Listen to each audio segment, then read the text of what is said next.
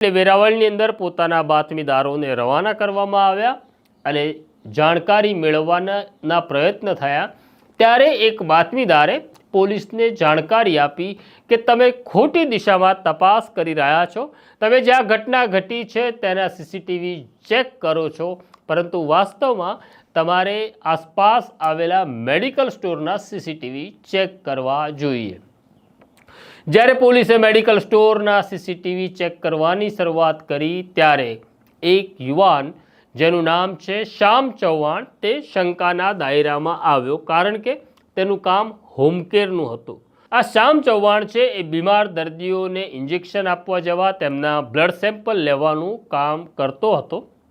સામાન્ય રીતે હોમકેરનું કામ કરનાર જે છે તે દવા ખરીદતો નથી, પરંતુ શ્યામ ચૌહાણના સીસીટીવી ફૂટેજ ચેક કર્યા ત્યારે તે કેટલીક દવાઓ ખરીદી રહ્યો હતો તેવું પોલીસને નજરે પડ્યું। આખરે શ્યામ ચૌહાણને પોલીસ લઈ આવે છે પોતાના તાબામાં પોલીસ સ્ટેશનમાં। શ્યામ ચૌહાણ એ 24 વર્ષનો યુવાન છે, નાનો છે।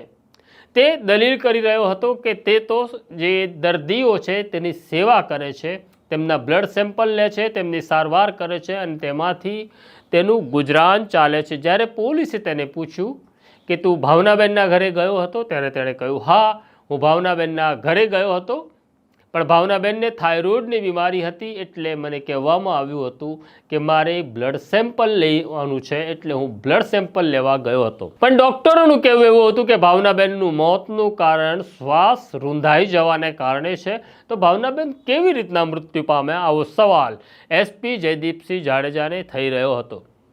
શ્યામ ચૌહાણ મોઢું ખોલવા તૈયાર નહોતો, પણ જ્યારે પોલીસની ત્રીજી આંખ ખુલી ત્યારે શ્યામ ચૌહાણને ખબર પડી હવે નહીં બોલીએ તો હવે ભસ્મીભૂત થઈશું, એટલે તેણે મોઢું ખોલ્યું ત્યારે પોલીસ અધિકારીઓ ચોંકી ગયા।